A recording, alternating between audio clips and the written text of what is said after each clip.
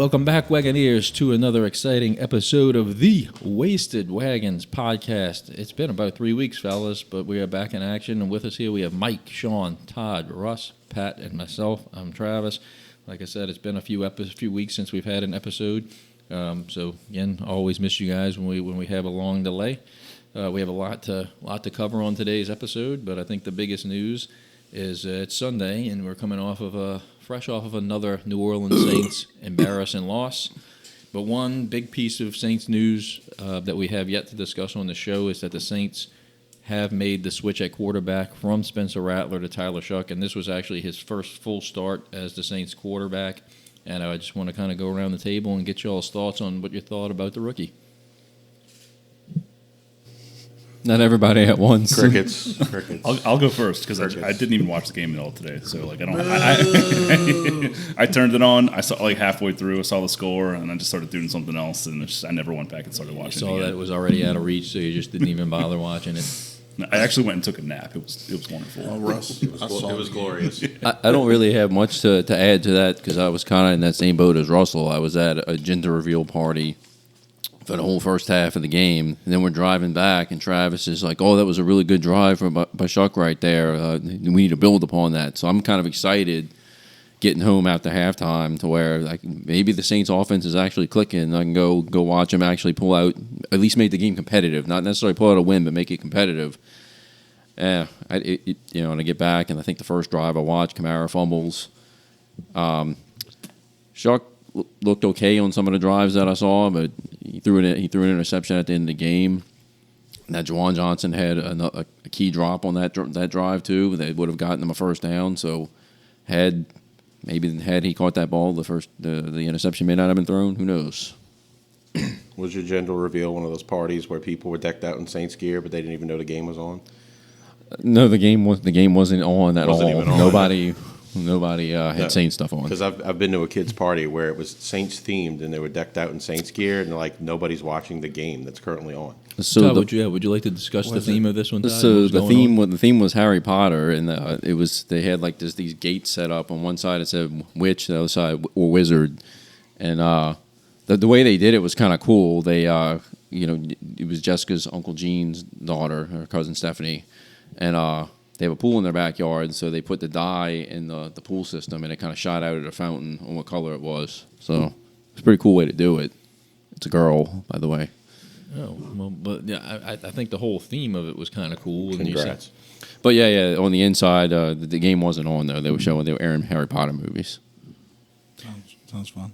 Which I mean, I guess it goes with the theme, but at the same time, if it's on a Sunday during a Saints game, you would think they would have the courtesy to put a Saints game on. But anyway, that's just me. Yeah, the party I was talking about, it was at a house, too. And me and one other dad went inside and found out how to put the Saints game on their TV, and we stood there and watched it alone. Because, like, why are we at a Saints party and no one's watching the game? But anyway. Was there a reveal, too? Or? No, it was just a kid's birthday party. I mean, to me, anybody that has a party during the times of a Saints game, it's common courtesy to put a Saints game on TV at least, even if you're not going to watch it, even if the hosts are not going to watch it, you're definitely going to have a few patrons there that would like to watch it. Well, I was able to catch most of the second half, and it sounds like from the first half I didn't really miss much. So, well, my general consensus on it was that, much like we've been talking about Spencer Rattler, I don't think you can pin the loss on Shough. When Spencer Rattler came out as the starter to start the season, I think the first couple of games, the first half, he kind of took a little while to get going, and then you saw the second half as confidence build, and he was able to make the games competitive and be pretty consistent. And I think I saw a lot of that with Shough. The first half, he definitely looked like he was nervous, looked like he was out of whack. That last drive before halftime was the touchdown that he looked really good on. And then I think he carried a lot of that into the second half. I think there was just some turnovers by Kamara and the interception by Shough at the end of the game. But overall, it looked like his composure really built as the game kind of went on. So I saw the whole game. To me, Shough looks like something we could build upon. His running game is not there like Rattler, but I thought his throws were pretty good, especially the touchdown pass. That looked very nice. Very nice. Very nice. I think, though, I think I said this last time, the team quit Yeah. and that showed today. Let's be honest. The defense wasn't helping him out too much. I mean, and you're going against Devontae Adams and Puka Nacua, two of the better wide receivers in the NFL. So you can't come down hard. But I mean, every time you looked up, it was Kool-Aid McKinstry in coverage, and he couldn't cover anybody. And it's hard for a rookie quarterback to come out there and gain his confidence when you know you're playing from 2-3 scores down. And your defense can't get a stop for you. Again, same thing. We'd get them down the third down, and it was like third down, automatic first down. It was nuts. I never understand. They seem notorious to play soft on tight ends. And it's like I get your DBs are like a head shorter than them, but it's like tight ends are slow. You like go for the ball, and then a safety can pick it up and tackle the guy. Yeah. It's because it's even funny to watch like 5'10" Kool-Aid play, 3 yards back from a tight end and then tries to like arm tackle him, and it's like, what the fuck are you doing? Well, I mean, I think the big takeaway that one thing I noticed about this game is, and it's in several other games, is the defense had so many missed tackles. Mm-hmm. Aside from the blown coverages, the missed tackles was insane. I mean, that's what I mean. They play soft, and then they try to like olay him, like they don't wrap up, they don't tackle. It's like they run into him really hard. It's like, okay, that doesn't work every time. I mean, some of these episodes we did a little ding count thing. I think we could have did that on the number of missed tackles at the Saints had today, and it would have been an absolute asinine fucking number of missed tackles. So where do we go from here? Hopefully, play a easier team. Because I knew going into this game that the pocket was going to collapse like crazy with that D-line, and, our O-line didn't look good against Verse. Well, they kind of contained him, but then what's his face? Bryant Young on the other side, number 0. Verse is gone. Of course, he got the roughing the passer because he, launched himself at Shough and almost knocked his head off. But I got to say, Olave made some pretty good catches today. He didn't make as many as he normally does, though. But he didn't have any drops, and I would say he was clutch. Look, I think Saints fans are, and again, it's a moot point because I feel like he's going to get traded at the deadline anyway. But I think Saints fans are being overly critical of him when he is far from the worst guy on our team right now. You think Olave is going to get traded? Yeah.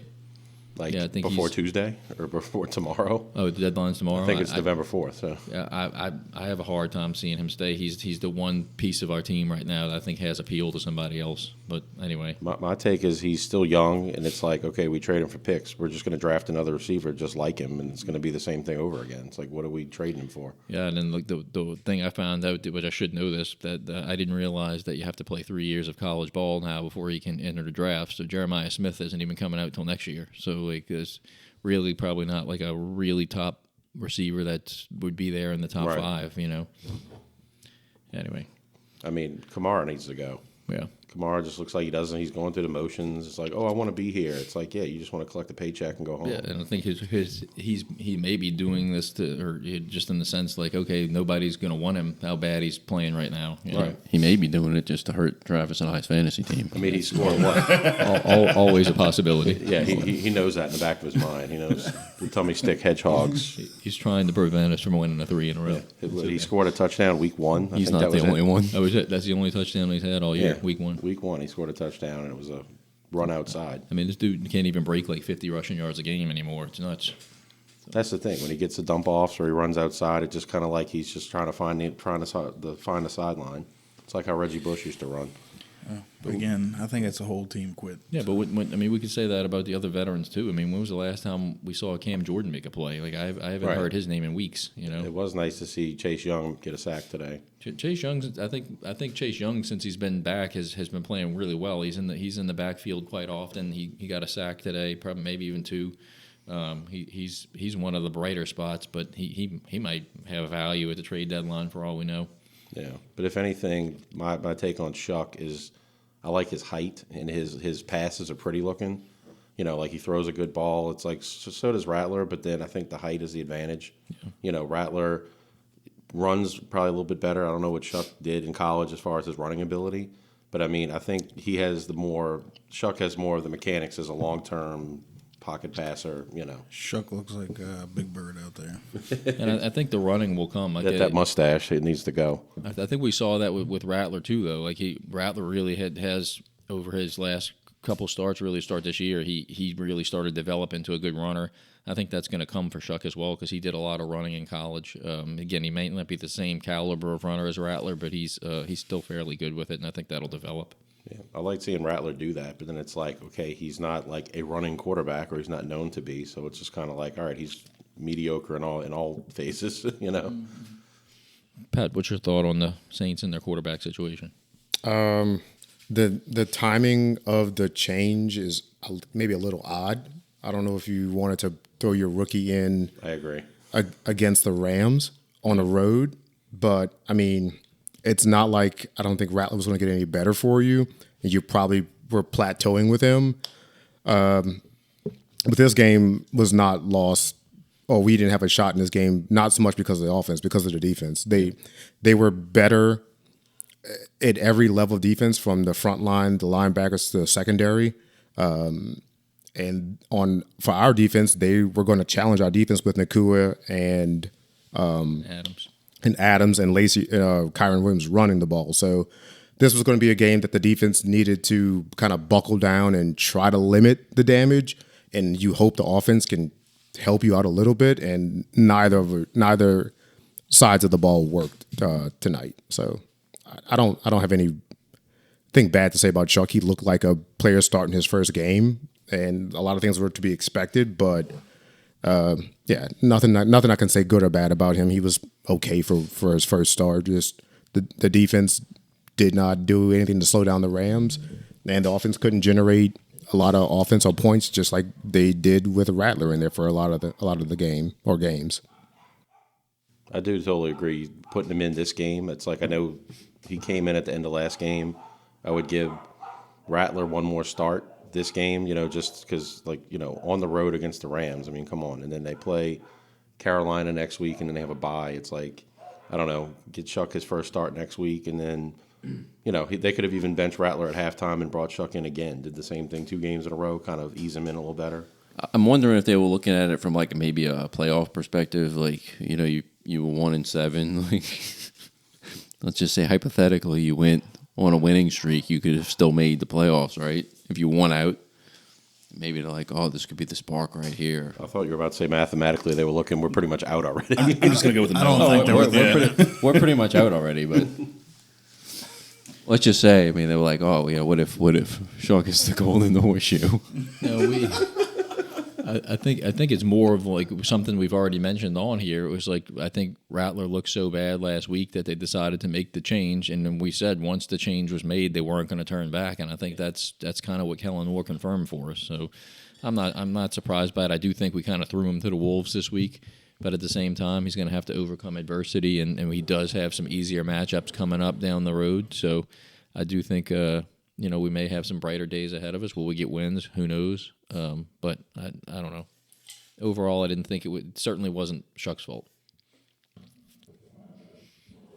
Does anybody else have anything they want to add on the Saints before we move on from this? I know it's a pretty depressing topic week to week when we talk about it. No, but Barkley Goodrow is a damn good penalty killer. I also saw Tipton out there for a couple of snaps. Has he been targeted yet this season? He's probably had a couple of targets, but he's definitely not a guy they look for often. Neal was disappointing. Who was? Neal? Yeah, Devin Neal in place of Kendre. Steel Neal. Yeah, well, our whole running game was disappointing, starting with our lead back. Yeah. Actually, our best runner today was Taysom Hill. Neal. He was.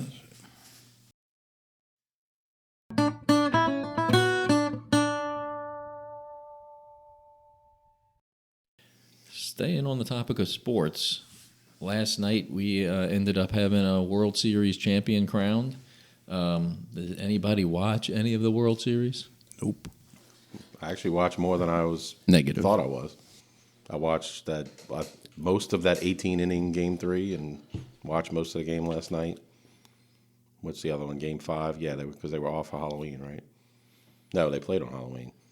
I can't remember, but I've seen Yeah, they had a game on Halloween. It was on, off, and on that I saw more than I expected.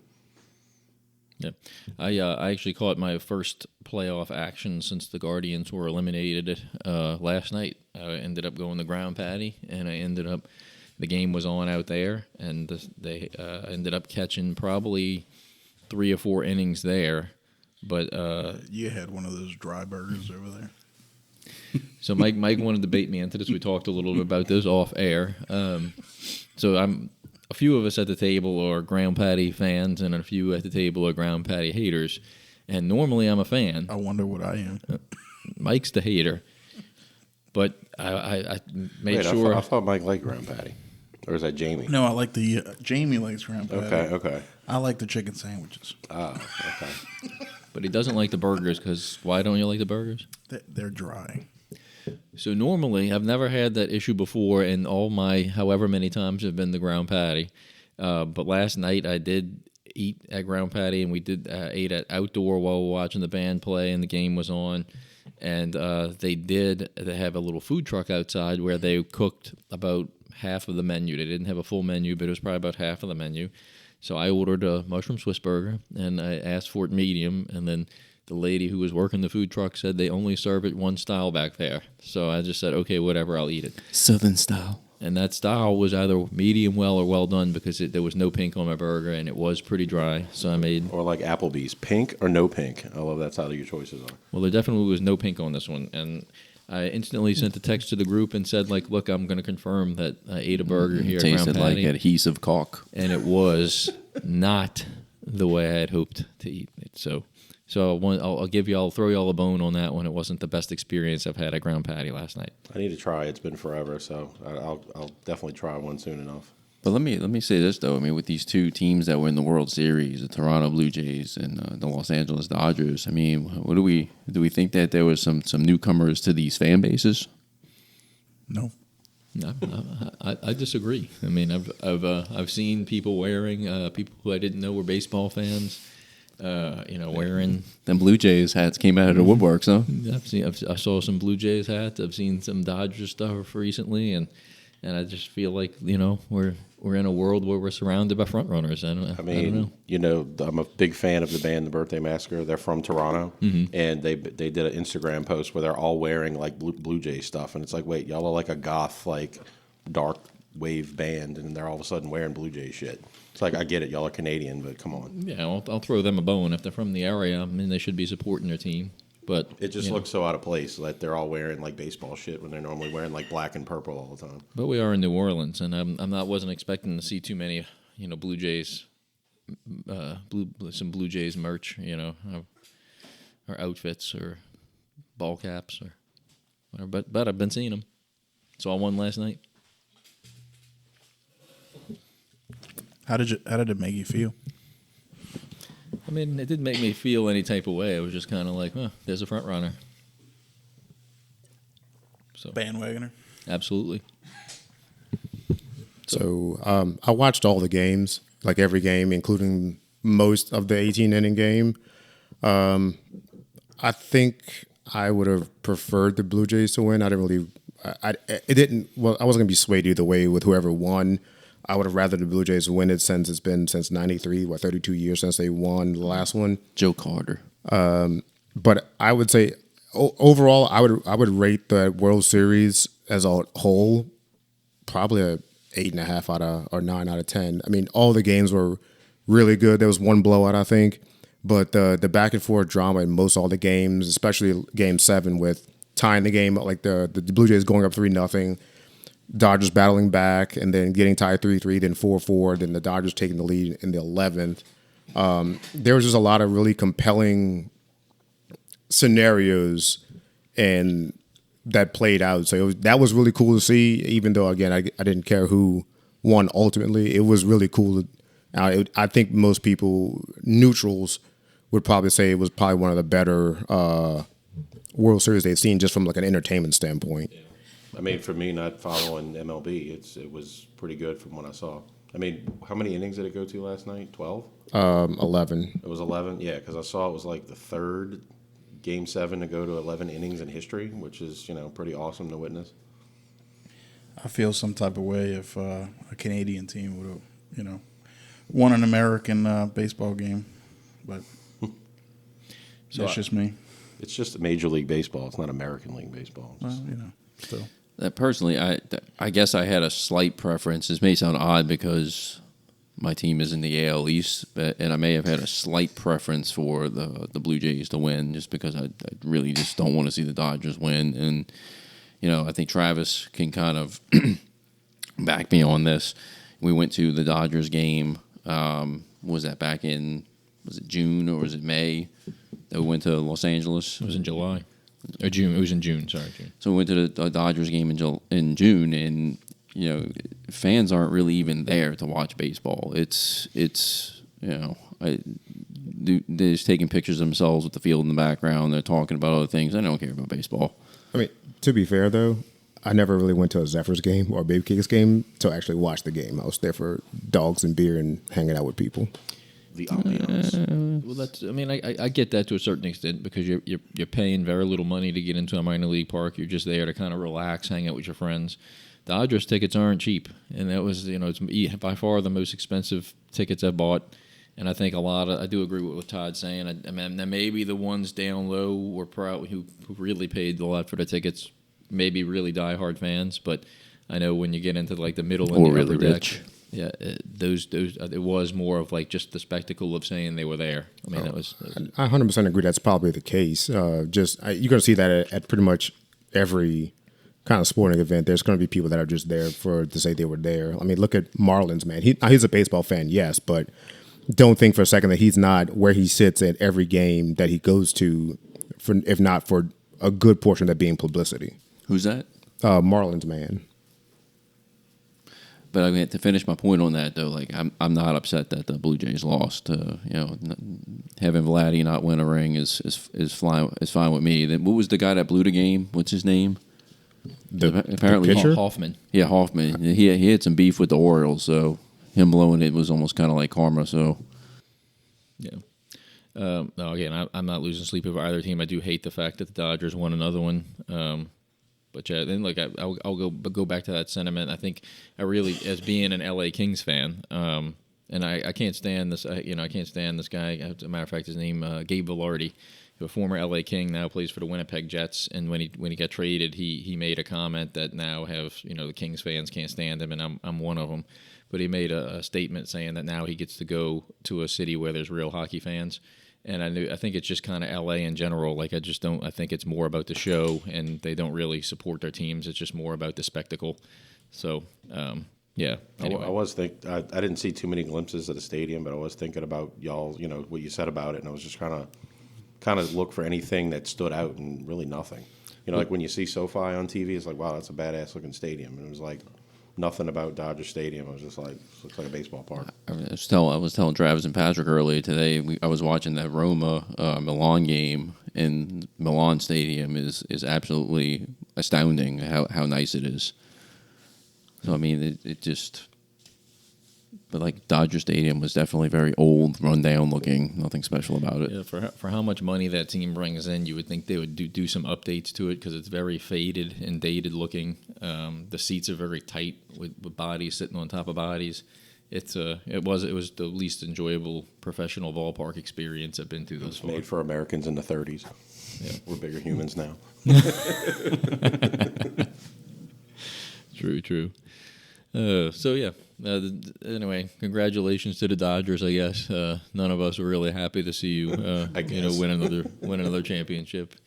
Does anybody else have anything to add on the World Series before we move on? Nike had a kind of cool tribute to the champions. They kind of did like a movie kind of theme. So they rolled the credits and they listed all the players in like position, infield, outfield, two-way players, the managers. And they're like, LA loves a sequel. So they did like a little kind of movie screen kind of thing. That was pretty cool. But other than that was probably about it. Okay. Well, fuck the Dodgers.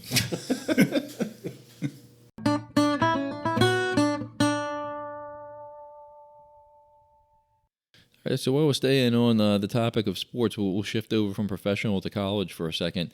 And since our last pod, there have been quite a few college football programs who have let go of their coaches. Patrick was kind enough to write down a list of these, so I'll pass it on to him, and he can do the honors of reading through these.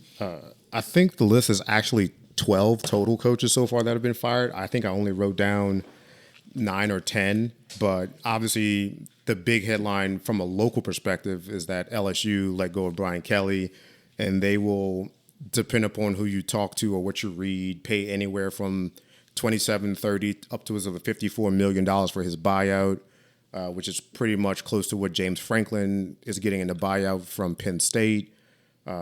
Florida has released Billy Napier, but they only owe him about 20 to 30 million, I believe.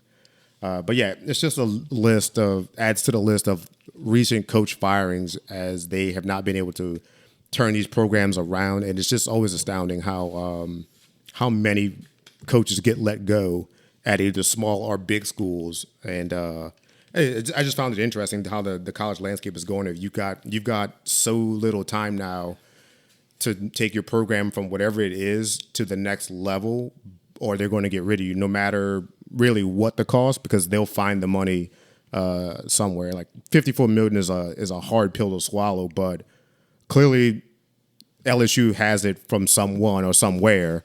Penn State got it from somewhere or getting it from somewhere. So they're not afraid to spend the money to hire their coach, but they're also not afraid to spend the money to fire the coach. But obviously it hits me close to home in the sense, like, for the sake that Napier got let go, which I think I said many times I kind of expected it, and it was probably a little bit long overdue, but not surprised at all by that one as well. What was that clause that it could be 27 or something like that? What was it? There was like a morality clause in his contract dealing with a divorce or something with a ex-wife kind of thing. Then they could go down that road to try to not have to pay all of it because he was fired for that morality reason, not so much for performance, play, whatever the case may be. But I don't know how much truth there really is to that. That's a lot of speculation. I haven't seen anything grounded that says that that's a real possibility. The one thing that I got to say about the LSU Brian Kelly, departure, I don't know why, and I'm not saying good or bad about the governor, but I don't think he should be in sports or make any sports decisions whatsoever. He's making himself sound retarded because he's saying that we're going to I pay for the 100% agree buyout. with that. If us fans have to pay for the buyout, we should get to vote on the next coach. Right. So Yeah, I think that was weird to me. Very weird. Without getting too political with this, I think a lot of people who even were supportive of his party, were quite unsure about that man becoming governor. And I think he's just kind of proving over and over again that he's just a jackass. So, but yeah, for him to go out and make comments about LSU football, it's like, man, come on. Like, I get you're the governor of Louisiana, but really, what the fuck do you have to do with this? Like, keep your mouth shut. Just get ready for the box combo to go up $3. So with that being said, who and we can put this one over to Patrick as well as Mike and Sean. Any LSU fans at the table, and like, who do you guys see as the potential replacements for these guys? No idea. I'd like the Tulane head coach, but they're saying that. Well, being that they just lost they to just Texas San Antonio, who was a 3-4 team. Still, either that or And I like Summerall. I'd like to see Summerall actually stay at Tulane, but I'm a little bit biased in that aspect. So, I mean, it's obviously not going to be Lane Kiffin, right? Because he just yeah. Is that official that he signed the deal with Florida? He didn't sign the deal yet, but They offered him $81 million. I read an article that's saying Florida's ready to pay him in the $81 million range to be their coach, which I guess I would have a hard time seeing him turn that down. Unless he just, we know Oxford, Mississippi has the fine co-eds. So we knew where Todd was going with this before right when he opened his mouth. I don't know. I mean, Patrick has spent some time in Gainesville, so I mean, what would you say? Are the co-eds better in Gainesville or Oxford? It depends on what kind of co-ed you're looking for. How you define co-ed? There's a quality difference for sure, but it ain't like Gainesville doesn't have them. Oh, man. They may not be the most educated, but they got them. As far as Florida goes, obviously Lane Kiffin is the top of their search and who they want. But I think any of the teams or programs that have fired their coach would be looking at Lane Kiffin. So Lane will have his choice to either stay at Ole Miss, which is, I think, maybe not a top 3, 4, 5 job, but I think he could still make that a really good job and get players there and maybe accomplish what he wants to. It's going to be tougher than, say, going to a Florida or another school that has the financial and the in-state recruiting resources like a Florida, Texas, Alabama, whatever the case may be. So that's a lot of the money to throw at him. I don't hate it. I don't love it, I guess. But it makes sense for Florida wanting to be ambitious and get a coach that can come in and coach offense, play good offense, and we'll kind of deal with the rest as we go. The Penn State one, I think I talked about this on the last pod. Like, he couldn't win the big game, but then losing to the smaller schools in the games that he should win, it was James Franklin's demise. There's talk of that he may end up at Virginia Tech, which I think would be a good landing spot for him to kind of reboot himself. Obviously, the biggest whale is what's going to happen with LSU. And kind of like I said, I have no idea where they go. I know what I think they should do, and I don't think he would take the job. But I think they would go. I think they should go after Marcus Freeman at Notre Dame. I don't think he's going to leave unless the amount of money is just too much to pass up. I know they floated like Clark Lee from Missouri. No, from where is he at? Is he at Vanderbilt? It seems the ones that Yeah, the fans seem to want the most, or like a guys like Lanning from Oregon or Heupel from Tennessee, or a reunion with Nick Saban. Yeah, that ain't happening. You're not getting Dan Lanning because of how his contract is with Oregon, and he has a contract with Nike. Like that's not, you're not going to get around that kind of money. I think that dude's got it made in Oregon. I don't think he's leaving. I think the Nick Saban thing is just very wishful thinking. I don't care how much money you throw at him for 20-something million a year. I don't think that's going to coerce him or Miss Terry to want to jump back into this for 3 years and whatnot. I don't know. I don't think they would take Tulane's coach from them. He would be a good fit for them, but I just can't see him leaving Tulane for LSU. But again, the money could be worthwhile. Money talks. Yeah. With Summerall, he just doesn't strike me as a name that really fits LSU's profile. Like, I mean, he just doesn't seem like he's a big enough name for LSU. I mean, is he from Louisiana at least? I don't know. He came from Troy State before Tulane, so I don't know where exactly he's from. But look at Indiana. You don't need a big name. Right. Signegdi came from James Madison. Yeah. You need to be able to coach and build a program, not so much rely on some of your name. So I don't know. Like they're not going to get the guy from Georgia Tech because that's his alma mater. Clark Lee is coaching at Vanderbilt. Is at his alma mater. So that'd be really, really tough, despite even the money, to pull them away. If I'm Heupel, I don't know. I would leave Tennessee to go to LSU. I don't think Vitello should have left Tennessee. So what about I heard Dabo Sweeney's name being thrown around, and I know he's kind of a high-profile coach, and he's kind of struggling with Clemson this year. He might be looking for a way out. Do you feel like that's a name that really hits LSU's interests? I feel like you might run into some of the same problems you had with Kelly. Because, I mean, I'll take out the 2 years that Clemson won the national championship before the NIL and portal thing really got going. What has Dabo done since that happened? He's lost a bunch of games this year with arguably one of the best rosters, even before Klubnik got hurt. So he's underperformed with this current team. They were not good or good enough last year. I don't know if he's going to be, not that he can't coach. I don't know how much of an upgrade you'd be getting in him. I mean, I think you could upgrade it in him versus Brian Kelly in terms of just the players reacting to him and how he treats players and people and staff and things like that, because the reports about Brian Kelly hadn't spoken to certain people around the program in like almost 2 years. Like, you can't have that. That's just an institutional failure thing of his own fucking personality. But I mean, it's worth a shot. I just don't know if it's worth the cost to get him and if he's going to really transform you to the next level. I think he has the talent to do so, but he can also fluff up some games too. So I don't know. I think Clemson would do everything in their power to keep the best coach they ever had at their program.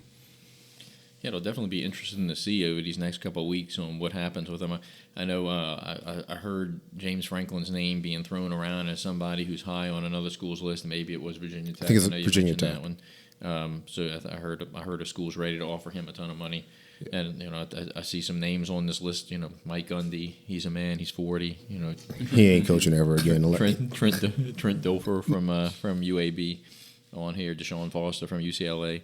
So got a lot of names that are now loose and schools that are looking for new coaches. Yeah, I think Penn State's also very interesting as well because they fancy themselves a top 4 or 5 program. I don't know if they can be that, and I don't know what coach they're going to get that's going to maybe take them to that. They can't get Signetti because he's already locked up. Matt Rule signed an extension at Nebraska, so he's out the picture, and that was, I think, the leading candidate because he's an alum of Penn State. So I don't know what they're going to. The LSU and Penn State coaching searches are very interesting because I don't know a name that jumps out that exactly works for them or that they can go get without trying to pull Lane or taking Summerall from Tulane. Russell, what do you think? What? What do you think? Not much. Russell's locked into the Commander Seahawks game. I actually am. Well, Kind of segue into something else that we had on the topic board. A coach that I think may still lose his job, but from what I've seen the last 3 weeks, might end up keeping his job is Todd's guy at Mississippi State. Jeff Lebby. Yeah, the record is still not good, but if you look at them I don't play, think he's going anywhere because he made drastic improvement from last year. I mean, they've already how many wins do they have now? 5. Yeah. So they've already doubled and then some the win total from last year. So Great. I think he's fine this year at least. you should have beaten Texas. You should have beaten Florida. I think there's another Tennessee. Tennessee was the other one, and you got the win despite your best efforts to give it away against Arkansas this past Saturday. So They had their freshman come in and score 2 touchdowns against Arkansas, Kamario Taylor, and he the fans are pissed off that Chapin went back in the game because Chapin, once he got injured, he came back in, threw an interception after Taylor led 2 touchdown drives. your coach is not your problem. Your quarterback is your problem. Your quarterback is the reason you lost to Florida because that interception he threw in field goal range with like 30-something seconds left of the game like that. But that is the on-ramp and the segue I had to talk to you about our little wager. Yep. So we made a wager. Whoever won between Mississippi State and Florida. Was drinking Malort. Well, the loser would have to end up painting their face the opposing team's colors. So and wearing him on a podcast, doing a whole podcast in the other team's colors. I think on the next podcast, I got to paint my face blue and orange. We need it on video too. Do I need to put a little gator on my cheek too? No, you can. However, if you want to get school spirit with it, no. All I want to see is either all blue or half blue and half orange, or No, I think all I'll- orange. Whatever you want to do, as long as it's in my colors. Come on, I'm not going to half-ass it. I got to do the blue and orange, right? Well, I've got Florida stickers for with a you, white so stripe to down the make it middle? for you. Yeah, we get the white too. White stripe right down the middle. Should we give Todd time to get a DHK Tim Tebow jersey and wear that with it? I can just get that off of eBay. It's fine. All They're right, like $2. yeah, look, I can have the Tebow picture up there sitting next to me, and his bobblehead. I mean, when you get the right haircut, you might look like him a little bit. Just maybe not. Just way less jacked I wasn't going to say it, but okay. and handsome and successful and rich The list just goes on and on. But look, and what's the impure. You're definitely not nearly as pure as Tim Tebow. I think Tim Tebow's purity is in question from his days at Florida. There's no way he wasn't hooking up with those What is he co-eds. even doing right now? Because it's like successful is debatable. I mean, he's rich, but yeah. Does he still do any kind of I mean, broadcast? I'd imagine there was a fair share of co-eds that threw themselves at Tim Tebow. And he played minor league baseball for a while, didn't he? Yeah, and those salaries aren't big, but anyway. Yep, and that was before NIL with Tim Tebow too. But he was probably getting some under the table booster money. Probably donated to his church though, That's true. for missions. Tim Tebow is a good human being. Let's just put it like that. And you are not. But for the sake of the topic, I think it's great that y'all were both going to be good sports about this, and Todd's going to carry through with this bet, and no hard feelings either way. I mean, I watched it. I don't know how much did you watch the entire game right down to the end? No, I watched barely any of it because I was at Camden's baseball tournament and I was having trouble logging in. Yeah, I was shooting a brick the entire drive because they're just marching down the field, and I'm like, I'm gonna lose this bet on a last second field goal, and I'm already thinking like I was going to Spirit Halloween anyway to get costume shit, and I was like, well, I'm just gonna go buy some. Yeah, I was gonna buy some fucking maroon and white face paint because this is about to happen. And then big man interception with 30-something seconds left, and I was like, holy shit! I'm like, I'm not gonna text Todd about it. He's gonna find out however he finds out. I don't need to rub it in because it's gonna be heartbreaking when he finds out how this happened.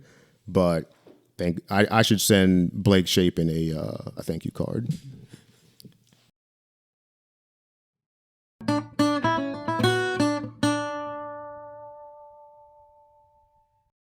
All right, so this is going to be our last sports topic. But before we fully move on from sports, I know Russell's getting antsy over there.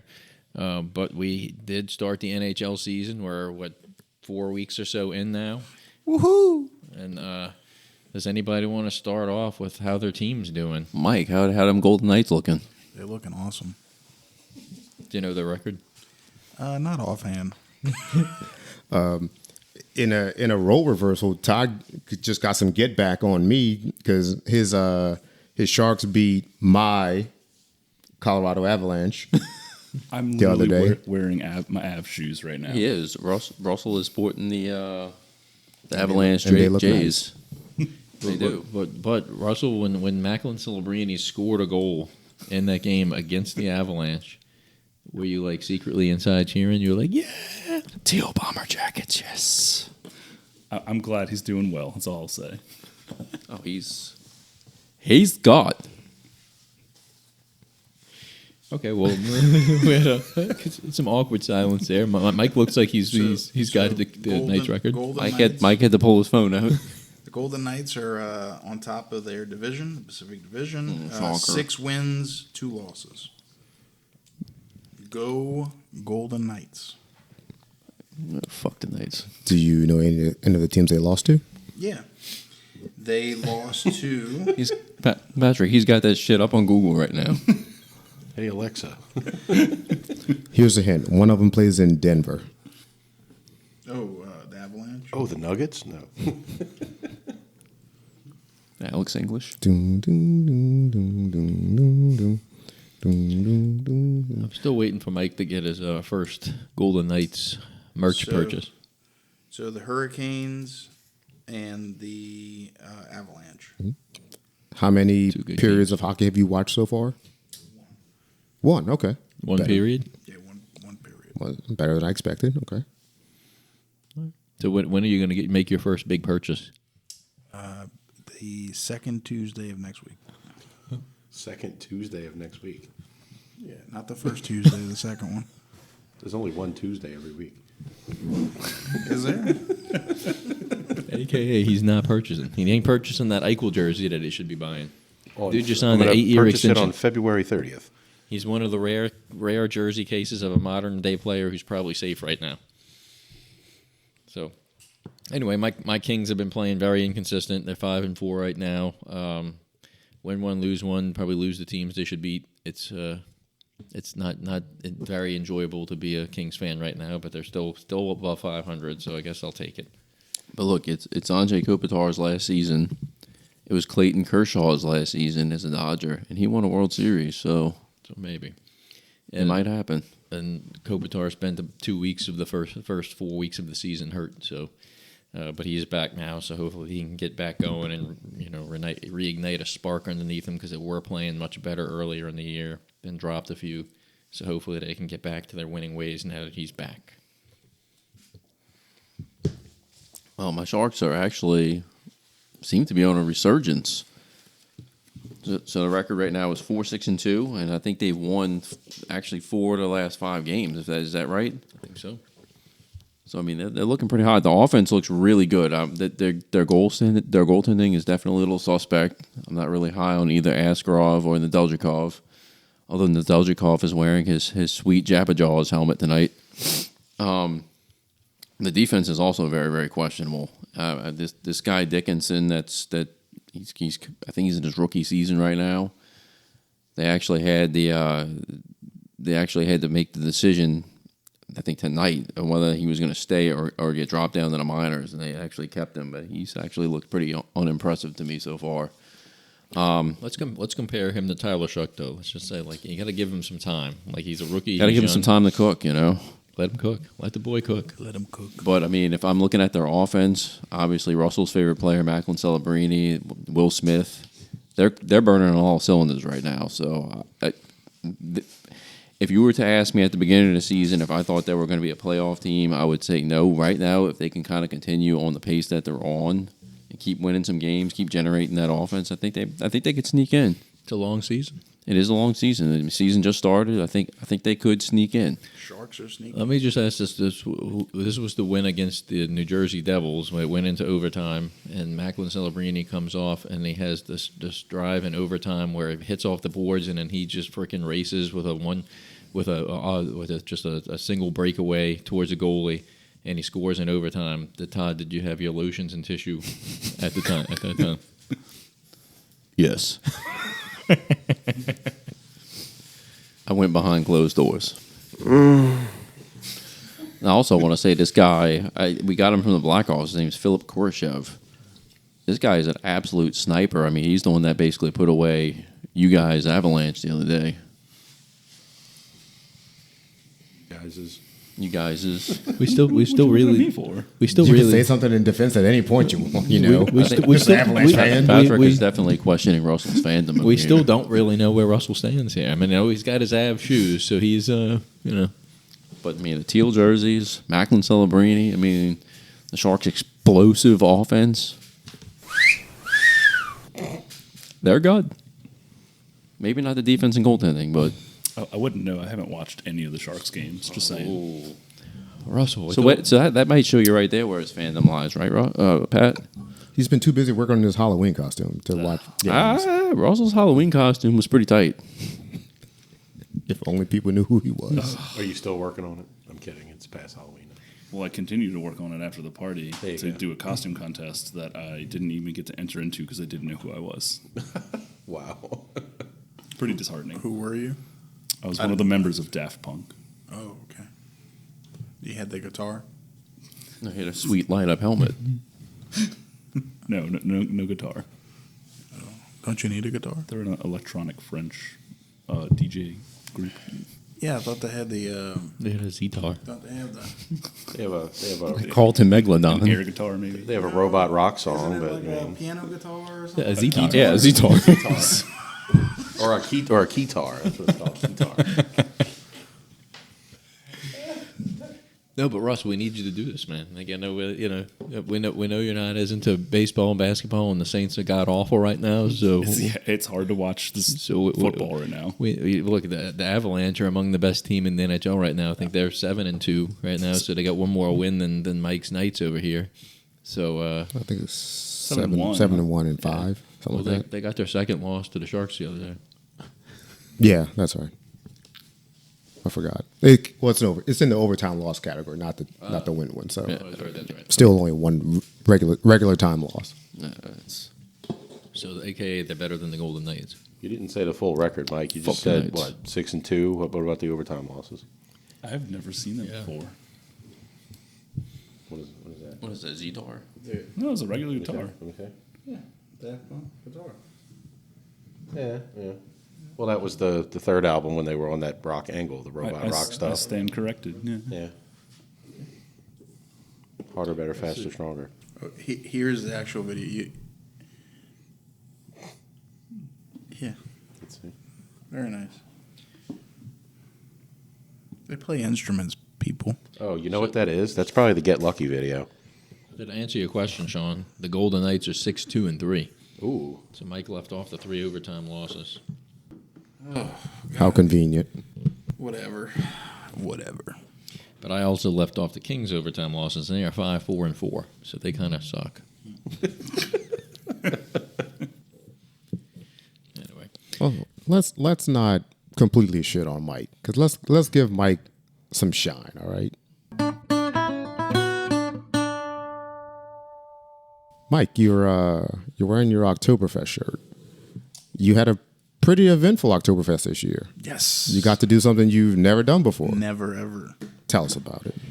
So I have always wanted to do the beer competition. Stein holding The competition. Stein holding competition, yes. And every year I go to the front of the line and I always wave my hand and act stupid to try to get on the stage. And nobody ever picks me except this year. I played my cards right. I winked at the girl just the right way. you rubbed your nipples. I rubbed things on me that, just excited the judges. Turn them on. Yeah, so you rubbed your nipples. Yes. And so she said, "Hey, come backstage." And so there I was. Ooh, what happened backstage? They taught me how to hold the stein.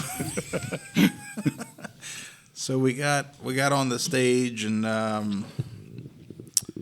the girls were all on the right side of the stage. The guys were all on the left side of the stage.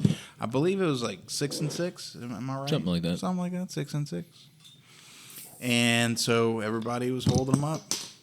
And I remember thinking to myself, there is no fucking way, not any chance that my stein is going to go down before a girl's stein.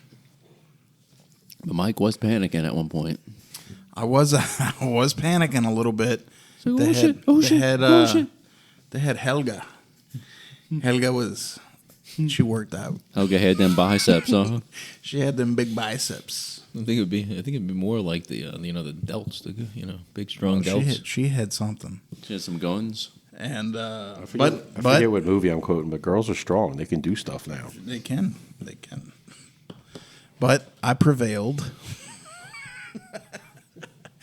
And I was neck and neck with the winner. You were And I naked? wasn't the winner. I lost. I was second place. I like that neck and neck with the winner. It's very reminiscent of the Stein holding contest that we had at Schmart's house when Sean beat me. Yeah.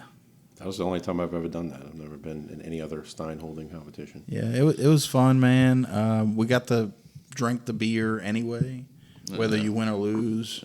Free of charge, huh? The winner does get the glass stein, so that would have been nice. Plus, So you had to get the Stein back? yes. Wow. Yeah. Wow. You think they would have known? Oh yeah, they were very hardcore. You couldn't even take a sip. They were on top of you, no drinking. This is not a beer drinking competition. This is a stein holding competition. What do they do with the beer Oh, for so you had people these- that don't get to drink it?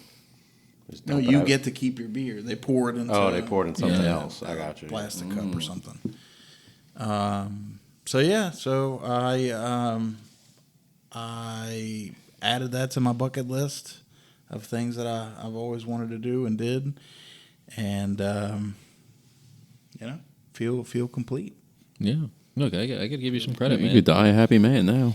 Fuck yeah. It takes some balls to get up on stage in front of a bunch of people and hold a beer stein, and you held your own. You came that close to winning. Yeah. So quite an accomplishment. Thank you.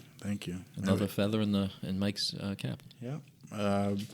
So I think game plan. I'm gonna try to before every October. I'm gonna try to practice at the house. Work out those deltoids. Just endurance. Endurance. Endurance is a lot. Are you gonna hold up like a 10-pound dumbbell? try and Like hold a dumbbell or dumbbell, something, yeah. just kind of hold it up and see how long I could hold it, and because my goal is to go back and to beat that dude. And I think you can only load manage with one hand. Dude, my left hand is all wacky and stuff. Yeah, I can't. So were you holding it with the left or the right hand? I was holding it with the right. Okay, so yeah, so you got to load No, but manage my- with the right. Yeah, I can't load manage with the left. It gets all wacky. That's why they call it the stranger. Feels like someone else is doing it. Yeah. I guess I'm ambidextrous when it comes to that. You know, Just a little FYI. Good to know. No, but I'm very proud of myself. Skeet. Very proud that I felt I found the courage to enter the competition and do it. So Yeah, it was entertaining. We're glad you did it. thank you. Dude, let me tell you, it's one of those festivals that I truly love going to every year. Good beer, good people, good food, and now I have something else to look forward to. yeah. One thing I'll say about this year is like I found it. We got there probably about like 6:30ish. Y'all beat us there a little bit, but it was like super packed when we got there, and then the crowd kind of died away pretty quick though. Like probably by like 8 o'clock or so, 8:30ish, it really kind of died down. But yeah, it was probably the most crowded I think I've ever seen it this year. Too, I agree. And it was the second weekend. You know. But yes, the beer is always good. One thing that when we went, they didn't have the Brats playing, which Yeah. is my favorite band. But That's like 2 years in a row we missed the Brats, huh? yeah, But look, I had me a Paulaner Oktoberfest, a Kostreitzer, and then I tried the Eyinger Doppelbock. And I wasn't as impressed with that one. That one wasn't that good. It did have a cool tap handle, and that's the sole reason why I tried it. I was like, oh, it kind of looks like a Shiner handle, so tried it. It was definitely the least favorite beer of the night, but anyway, it's always worth it to try a new one just to see if it's for you. I still never got my schnitzel. I have never gotten a schnitzel. And the reason for this is the line Yeah, it's always is bad. absolutely ridiculously long Schnitzel. every year. So I end up going with the pizza, the German pizza. The Flammkuchen. That's pretty good. Yeah, Flammkuchen. That's exactly what happened to me last time I went. They were out of the food line, Yeah. so I had to just settle for a pizza. Yeah. It's not bad, but No, the pizza's great. But see that I think you played your cards right with that because you look at that and you say, if I'm waiting in line a long period of time to get a schnitzel, then I'm wasting beer drinking time. And I might not be able to compete in the Stein holding competition. That's right. That's true. well, now thanks to Russell, we have brats y'all, so we can get a schnitzel. Any time of day. The place is wonderful. Yep. We need to go back there soon too. That was a good experience. That hit the spot. But one thing I wanted, since you're saying we need to go back there, I mean, Kostreitzer is the main beer that I really look forward to. It used to be Spot and Lager. I mean, our good friend Kenny gave me that little tin license plate Spaten sign, but Kostreitzer has definitely supplanted it. Yes. But Kostreitzer is the main beer I look forward to, and they actually have it on tap at the Deutsches House, I think, year-round. So, I mean, would you guys be opposed to maybe hitting up the Deutsches House one night? Do you have to be a member to go in, or is it just something I think No, one of maybe my you pay. Dylan and Jimmy are members. One of my colleagues is a member, and she said you don't have to be a member. do you have to pay a cover to go in though? I think so. They, I know somebody. Well, Mike. Mike the beer man. His family and himself are members, and I think they do classes on beer brewing and things like that. Like a couple times a year. Are we trying to get this back up and running, or what? This idea is starting to churn and bubble again. No, just Pun intended. Just throwing it out there. Haven't seen Mike. Do you have a hefty donor to buy the equipment? Haven't seen Mike the beer man in a while. Yeah, you guys still like friends? You'll still hang out regularly? Or? No, not regularly, but No, we're still he said friends. he said no. Fuck you. No. We just He said that guy Mike. The kids still go to school together, such a right? douche. Yeah, the kids still go to school and stuff. I've just been really busy and stuff. Invite him to the pool. He's been busy load managing and practicing his Stein holding. That's right. Building up them delts. That's right. All right, but Russ, Pat, did y'all have any new beer that y'all tried, or were y'all just going with y'all's traditionals? I had the same old stuff. I mean, the Kostreitzer is always the first beer that I'm going to, and then I think I had a couple Warsteiner Dunkels. I had that too. The same thing happened this year. That I guess the last couple of years is they used to have Spaten Optimator, which is one of my top beers, and they no longer carry it. So that's always disappointing. Yeah, like Kostreitzer, Warsteiner Dunkel, San Jose Sharks. Russell and I have a lot in common. So do they have Pat might Yellow know this. Jackets. Yeah, they fart while wearing yellow shirts. I mean, Pat or Russ, do they have Kostreitzer anywhere on tap, like local that we can go They've to? had it at Brazil before. the Joyce's host Todd just said that we. No. We don't know for sure. I know y'all said the Deutsches house, obviously, but we don't know for sure if you could get in without a membership. What the fuck are y'all laughing about? Other than the Deutsches house, is there anywhere else local that we can go and? Yeah, Brazil has had it. Deutsches house is like a 10 or 15 minute drive. But what's wrong with the Deutsches house if it's free? We don't know if we could get in. You said that you know a member that thinks. She said you don't have to be a member You sure? to get in. But Travis was the one saying about the cover charge, so I don't know. Yeah, I don't know. But I mean, really, I'm sure worse, it's reasonable. I'm sure it's worth the amount of beer you drink. is it really a bad scenario if we became members? I mean, I'm in. There you go. That's Dylan how much a membership is. They get like 10 free passes to Oktoberfest every year, Yeah, too. they do. Each member? Yeah, they do. That's how I actually got in. That was the last time I went. I went with them on a Friday, whichever 2 years ago, whenever the hell that was, and I got in free with them. yeah, we're supposed to be. Shoot, I lost my train of thought on this one. Oh, well. Pat, what did you like? I guess it'll come back. It'll resurface. Kind of like Russell. I did a Kostreitzer and then I did a Spaten. I only had 2 beers that night and I think I one shot of Baron Jaeger. Oh, yep, I did that as well. And that was about it. I did the 1 liter this year. 1 liter mug. Did any of y'all bring mugs with you to get the refills? And I did. Todd did not, and ended up having to buy another one because he said he didn't think they were going to be using No, them. because I'm pretty sure last year they weren't doing that. the skinny But plastic it ones? might have been that one booth at the fucking beginning when I walked in that said they weren't doing it. Because when you walk in and you pay, there's that booth right to the left. Mm-hmm. I think they weren't doing it, so maybe that's why I was thinking they weren't doing that shit anymore. It's those skinny plastic ones, right? Yeah. Yeah, I still have one of those. Now I have 2 of them. Okay. If you want one, you can have it. No, I still have mine. It's like I have like 7 of those things.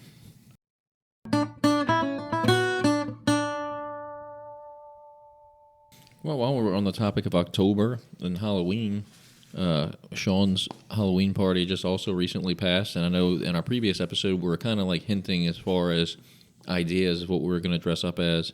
And then now that has come and gone, everybody knows what we dressed up as.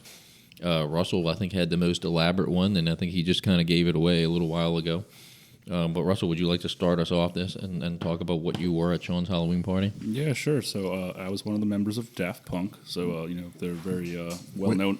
With or without a guitar? It was without a guitar. With the Zetar? Not a Zetar either. I did not have any form of DJ equipment or anything. I just had one of the helmets. Or a keytar. Or no keytar. But it was a really fun project that I decided to take on roughly a month out. I got a wild hair up my ass, like, oh, let me do something elaborate this year. And I borrowed my friend's 3D printer. I printed out all this, parts of the helmet, which was way harder than I expected it to be because I would get like 3 hours into a print and then it would fuck up and I'd have to restart it. Happened a bunch of times, but cool project. I had to Bondo and sand things and then prime paint and put all kinds of lighting into the helmet. It was really fun. I'd like to do it again and like perfect it. Well, I know you were kind of being a little hard on yourself, and you were saying that it wasn't really to your liking when you were at the party, and all of us were kind of like amazed at the effort that you put into it and how good it came out. I know you said now you've got it kind of fully working the way you wanted it to, but the biggest thing was I vacuum formed the visor, which was really cool. So I essentially built this. It was like pegboard on a 2x4 frame that I hooked a shop vac up to, so it would just suck down. So I heated this specific type of plastic up. It's called PETG plastic, and in my oven actually. And then once it got soft enough, I put it over like a mold essentially, and then turned the vacuum former on, and it sucked over the mold and created the visor, which was like really cool, and it worked perfectly the first time I did it. I was worried that I was gonna have to buy more plastic, but in trying to dye it, the water I was dyeing it in was too hot, so it like what's the word I'm trying to say? Not melt. It Malfunctioned? didn't melt it. Oof, words are apparently very hard right now. Deformed? It deformed. Thank you. I kept on wanting to say malformed. So it kind of deformed. It kind of curled up on the edges, and I like freaked out. And I was like trying to fix it, and I eventually got into a spot that it worked. But like the dye process in general just didn't work. It was supposed to be very dark, see-through, kind of almost like tinted. And as you can see in like the pictures and whatnot, like I mean, you could see straight through my helmet. You could see my face. So like I was just really disappointed in that. But after that party, I bought some lens tint spray online and got that to work pretty damn well. So it looks much better now. And you had all the lights working to your liking now. Yeah, I rigged it. I did not do what I should have done, and I just ordered a battery-powered LED strip, and it was one of the thicker ones that has like the rubber on it, so it wasn't very malleable, movable. And it was challenging to kind of get it to do what I wanted it to do because I was originally planning on having one of those really thin, kind of paper thin strips. And it works. It looks okay. Yeah. I'm definitely being very hard on myself, but You're your own worst critic. yeah, Just like Yeah. with the Macrons. We all love them. And those are fucking awesome. I don't know. Yeah, I mean, you've look, insulted them before. I thought your costume was very well done. I thought it was the idea of the effort you put into it. I think it came out really nice. And then again, I know like what Sean said, I think we're all our worst critic at times. But yeah, I was very pleased with the way it came out. So I think it's something you should be proud of. Appreciate that. Science, bitch. No, I kind of hinted last episode that Heather and I were going as a movie comedian, but we were going to do two different of his characters, and that comedian was the late John Candy, rest in peace. But Heather decided to go as Uncle Buck, and I decided to go as Irv Blitzer, the Cool Runnings Jamaican bobsled team coach. And I thought the costumes came in okay. The wig I had was a little too curly for John Candy hair, but at the same time, it was the closest thing I had, so made it work okay. But again, it's always a good time, putting together a costume and attending the party. Yeah, I mean, so Jessica and I were Jamie and Beth Dutton from Yellowstone. I mean, I thought our costumes came out good. There wasn't a whole lot of effort that we had to really put in. There were three choices that I sent Jessica, and I was like, yeah, these are the three I particularly want to be. And she's like, well, I haven't seen any of those shows, so how about we do this? And I was like, yeah, okay, I'll do that. But initially, I thought she wanted to be Beth and Rip, and I was like, no, I don't really want to be Rip. But she actually said, no, you like the Wes Bentley character, Jamie. And I was like, oh, yeah, oh, cool, I'll do that, even though they're technically enemies on the show. So I was content with the way my costume came out. It was, again, it wasn't a whole lot of effort. I think the only thing I really had to buy was basically the political button that he has in the show. I already had the mug because that was one thing that in one episode, Beth kind of walks out the door while he's campaigning, and she picks up his mug and breaks it. So that was, I was like, oh, that's cool. They actually have a mug of that, and they had it on TeePublic, so I bought it. But not a whole lot of effort into it, but I felt like our costumes really looked good. Yeah. How about you, Sean? Yeah, we were going for quick and easy. I mean, it wasn't a full onesie, but it was pretty damn close. In Squid Game characters. And Sarah was like meh on the thing, and it was like, I don't know, let me think about something. And it's like she couldn't come up with another idea, and I'm like, just be Squid Game with me. I was going to do it regardless because I'm like, all right, shirt, pants, jacket, it's a freaking tracksuit. Yeah. It's easy. And then I wore it for my party, trunk or treat, Halloween night, and I'm going to wear it to Comic-Con. Yeah. So I'm getting 4 uses out of one costume, can't beat that. What season? What season? None. Well, technically there was a 067 girl character in the first season, but I was just 6'7" to mess with the kids. 7. And it's funny, not so much at trunk or treat, but Halloween night there was kids yelling from like across the street, 6'7", because it's on my back and it's on my, chest plate, whatever it is. So it did what it was meant to do. Do you think that 6'7" really came from A song. from that? No, definitely not from Squid Game. Oh, okay. No. Nobody knows what it means when it's provocative. Gets the people going. It's just a lyric in a song. That's all. That's all my kids can tell me. Did you have any? Were there any highlights of the night as far as at your party? Was there anything that really stood out? I felt like it actually went kind of fast for being the first party in 2 years since y'all hosted last year. Yeah. I felt like it flew by. Like, I don't know. I mean, Sam was there kind of late, but it still wasn't like 3 a.m. Yeah. But it's still a good time. Well, Pat, did you go? No, I was driving back from Shreveport. It was a decent turnout. We had a nice me and Sam actually had a nice little beer pong run. In fact, I have a whole lot more Moosehead left over than I was expecting because me and Sam won, I think, 2 or 3 games. But Moosehead guy. what kind of beer did you buy? Was it Miller Lite? Michelob Ultra. Ultra. I still have because I thought I bought 2 cases thinking, I'm buying 24. No, there's 18 of these fucking slim cans. So I had 36 that I still have. Wow. Yeah, I'm still working on that second box. I got about 6 left in my car. Yeah, but I wasn't feeling too well after the Saturday after. So that was when Mississippi State lost to Texas. I was laying on the sofa watching that game and thought they had the game won, and they blew it. yeah, that was a rough day, and we ended up probably leaving at like 12:30, and we had a race at 7:00 in the morning. Maybe that's why, because I know y'all stayed later before. And then so we're operating on a few hours sleep, and then what really kind of pissed me off was my daughter didn't even really try in the race, which aggravated the shit out of me because she was in the car. Heather didn't even go. I said, "There's no point in both of us getting up this early. I'll just go take her." And then Scarlett's, "Oh yeah, I'm gonna do my best to me. I'm feeling good. And then she got her worst time by like a minute. It was, and then she wasn't even upset about it. She was just kind of like, "Oh, you know what? I'm gonna take off the season. I'll use the off season to get better." And I'm sitting there like, "Well, I'm glad you decided to do this on a night I'm freaking operating on 4 hours of sleep that I got up this early to watch you not try." So that was a bummer. And then we had a wrestling tournament after that.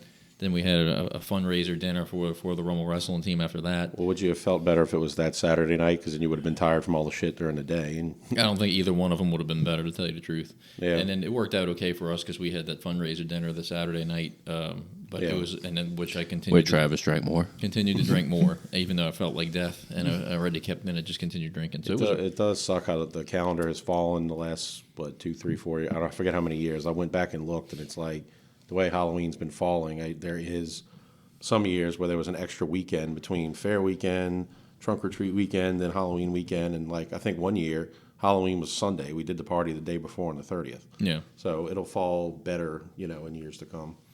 yeah. I mean, everything's gonna for somebody. Something's gonna come up. So there's really no perfect time, I don't think. So anyway, you make the best of what's due, and I think everybody had a good time. So always a good time.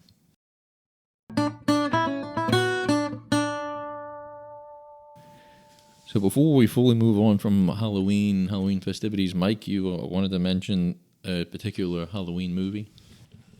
Yeah. For the first time ever, I saw The Terrifier. Nice. Art the Clown. Art the Clown. So it was like low budget. I saw the first one. I've never seen 2 or 3. It's pretty popular. Those are ones I should add to the party because they're very visually disturbing. Yeah. So something tells me Mike's going to be going into detail about the visual disturbance. Well, there was my favorite scene where the blonde-headed girl is inverted. She's kind of spread eagle, She's naked. but she is Really naked. Really naked. She's really naked. She's inverted. And then he takes a hacksaw. And then he proceeds to saw her down from the vagina all the way down to her head. Really naked. And he gets, he has to stop once he gets to the head because, he's got to go kill somebody else. And then he goes back, and then he gets interrupted again. So he never, fully cut the body all the way in half, completely. But he did a pretty amazing job.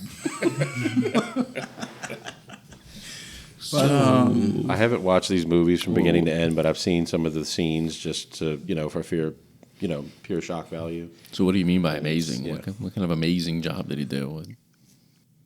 he was a really scary killer. Was it intricate? It was very intricate. Yeah. I mean, look, for being a low budget film, and I say that. I mean, I don't know. It might have not been a low budget film, but it looked like a low budget film. I don't know. A lot of corn syrup. Naked. I thought it was done very well.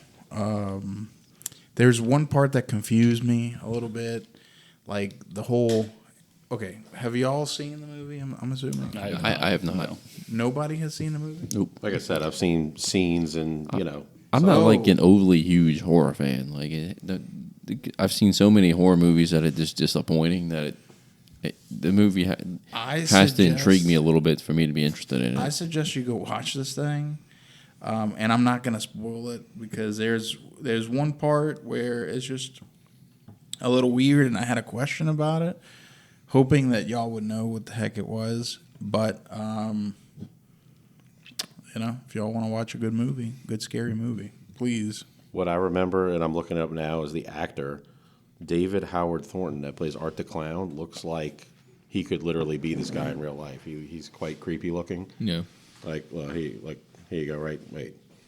Like that, It's like he really gets into his character. Yeah. And, yeah. I'd be scared of this dude in real life. So, no, I totally recommend it. It's a cool film, and it's available right now for watch. Okay. I thought there was going to be something more to it. Like I thought there was some area you want to go. Like you're trying to tell us that you're like thinking about becoming a serial killer now that you saw it.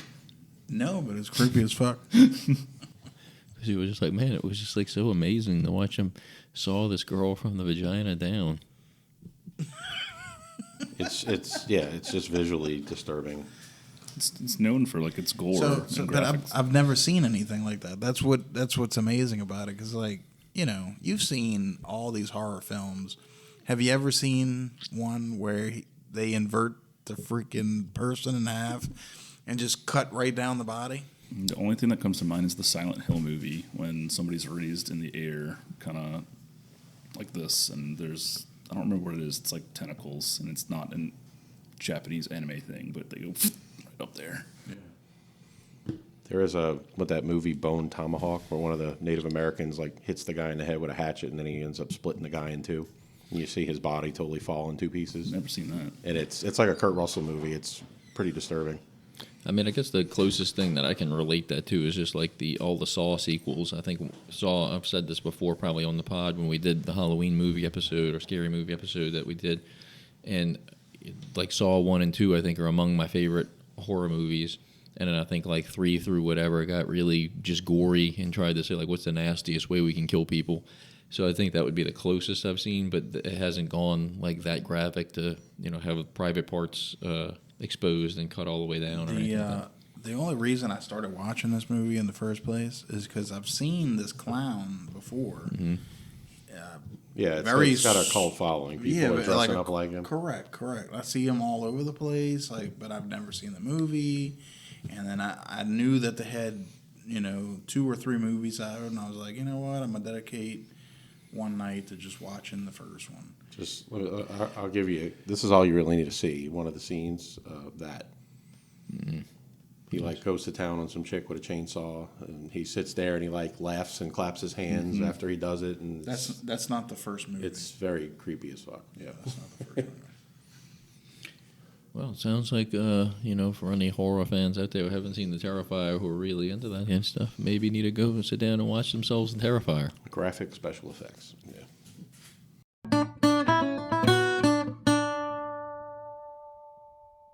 All right, fellas. The last thing we have on the agenda is kind of like an odd story that hit the news. Happened one state over from us, and there was a 18-wheeler that overturned, and some monkeys that were infected with various diseases were escaped from this overturned 18-wheeler. So, does anybody have any thoughts or insight on that situation? They came from Tulane. That's what they say, but doesn't Tulane deny it? Didn't Yeah, they say? Tulane put out a statement saying like these aren't our monkeys or something like that. These aren't our monkeys. I thought it was pretty cool.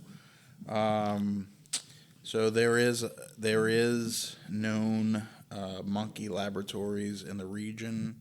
Dr. Mary's Monkeys was a book that they wrote a long time ago about Dr. Alton Oshner, and about the monkeys with the HIV epidemic and conspiracies about that. So I knew they had monkeys. It was legit stuff. When I was younger, my father-in-law used to race boats, like nitro boats, and they used to go to a pond somewhere in Slidell, and I went a few times, and you could hear the monkeys howling. I guess that's where they were, and you could hear them, and they would, like crazy stuff.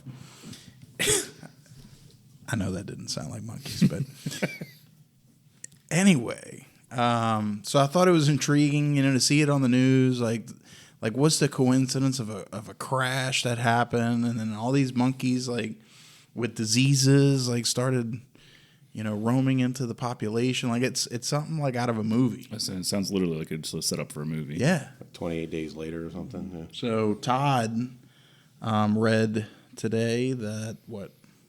Yeah, one of them was actually killed in Mississippi. So that mom was thought that the monkey was going to attack her child, so she ended up killing it. But which one was it though? Because there was one was infected with COVID, one was infected with herpes, and the other one I think was infected with something else, right? Both. Was it HIV? I think the rumor was HIV. We can't confirm any of it, but You can't. that being said, obviously HIV is pretty bad, but if you were to get infected with either herpes or COVID, which one would it be? Are we really going to go around the table and make this choice, Mike?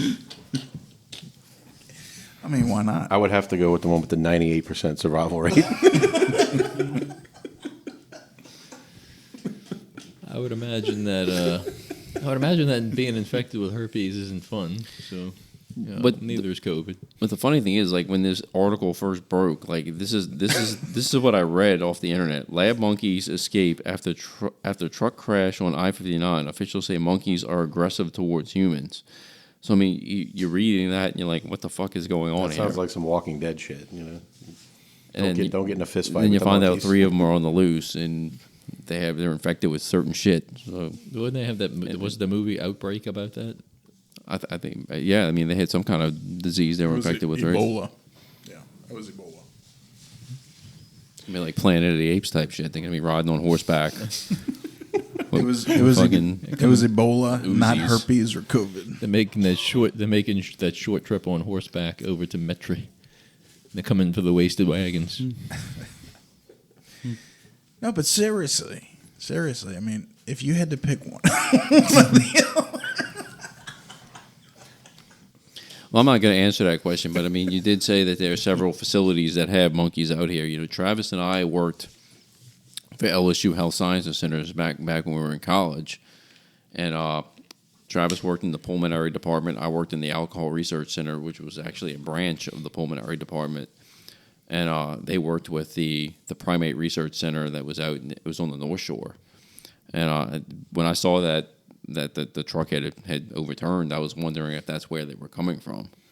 So I don't know if there's ever been like confirmation that that's where they were coming from or not. But I think the news article said they were from Mississippi, so I don't know. I'm not sure. They were just heading home. I don't know. have to be infected, they were getting sent home. Just release I them don't out know, in Mississippi but somewhere. I recently read that article about the lady that shot him, and it sounded like the most redneck story ever. This lady just, she's laying in bed. She hears some commotion outside, so she grabs her rifle and starts walking out and just shoots the monkey. Double barrel shotgun. Yeah, Head something exploded. But ridiculous. is that the story today though? Some I read on Fox. I think Fox. Well, Mike, let me ask you this: if a monkey was breaking into your house after you saw this article in the news, what would you do? I would do the same thing. Oh, it's a cute little monkey. Definitely don't want the herpes. Jamie, you ready for a second pet in the house? Were they rhesus macaques? Racist macaques. They were rhesus monkeys. So that's basically what the Alcohol Research Center, that's what they pretty much use. Yeah, rhesus. So they did the research on macaque. Plural.